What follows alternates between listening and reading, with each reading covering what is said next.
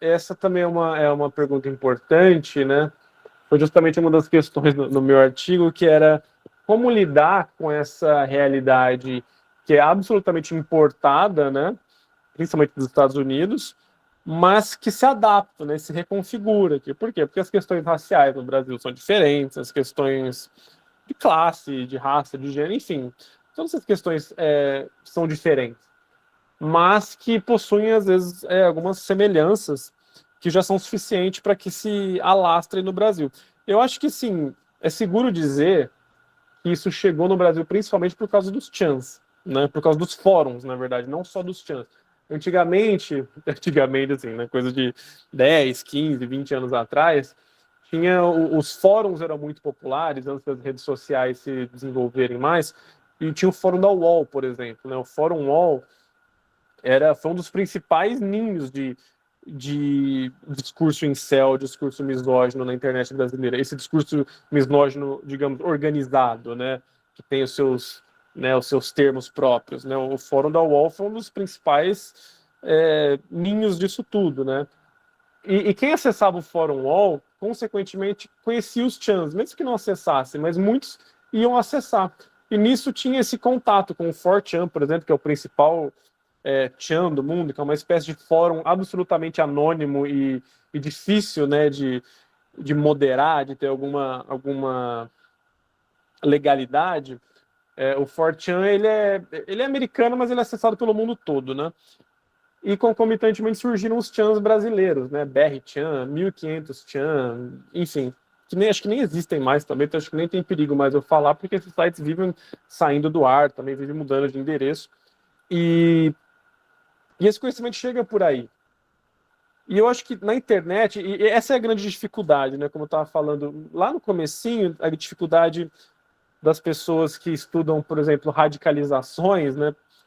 A dificuldade de lidar com a misoginia na internet é que, por exemplo, uma pessoa que estuda radicalização tradicionalmente, antigamente e tal, e estudar, por exemplo, radicalização para grupos terroristas, o grupo do IRA na Irlanda, o grupo de não sei o que em outro lugar. Você tinha um recorte geográfico muito delimitado ali. Você tinha um recorte de quem fazia parte, onde essas pessoas estavam, né?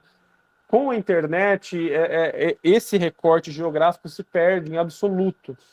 Então, essas trocas geram discursos híbridos, eu diria, né? Que não são nenhuma coisa nem outra. Então é muito difícil da gente pontuar que isso é brasileiro, isso é especificamente americano. É muito misturado. Tanto é que nessa entrevista mesmo, você percebe que eu uso vários termos do inglês, né? Alguns termos são adaptados. Eu acho interessante e significativo que poucos termos são traduzidos. A maioria é adaptado, né? Então, um termo, por exemplo, red pilado. Nossa, esse cara foi red pilado. Eu me red pilei, né? Então, o que significa isso, né? Quer dizer, o cara tomou a pílula vermelha, mas em vez de falar isso, ele red pilou. Ou seja, eu acho que isso é muito significativo desse vocabulário novo que se produz e que evidencia que na internet acontece a mesma coisa, né? Esse contato com o estrangeirismo e que vai sendo adaptado para cá, né? Você tem podcasts famosos, inclusive estrangeiros, aquele, por exemplo, do Joe Rogan, né? Que é aquele podcast, é um dos podcasts mais famosos do mundo. Ele tem um discurso que sinaliza muito, né, para Red Pill, né? Eu não sei, eu admito que eu nunca assisti, mas enfim, ele sinaliza muito para Red Pill. Ele faz o famoso, né, apito de cachorro, né, que eles chamam de dog whistle, né, que é quando você sinaliza algo em público, mas só quem tem aquele código, aquele conhecimento consegue captar, né? Então, por exemplo, a gente já teve membros aí de governos anteriores que fizeram gestos de supremacia branca durante uma coletiva de imprensa. E quem não conhece, passa batido, nem percebe. Agora, quem já estudou ou quem compartilha daquela crença consegue captar que ali eu tenho um semelhante, né? E então, assim, isso acontece na internet direto.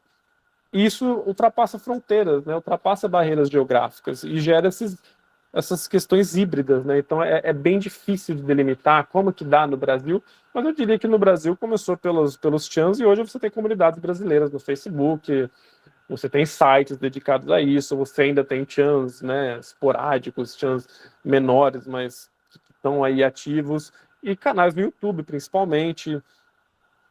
O discurso da Red Pill, eu acho que ele já adquiriu até um aspecto meio mainstream, né, meio de, né, você vê coaches famosos aí usando, eles não usam diretamente a expressão Red Pill, mas eles falam coisas que claramente vieram de lá, né? Então isso já está muito na superfície, né? Enfim, é muito complexo, é uma coisa muito complexa.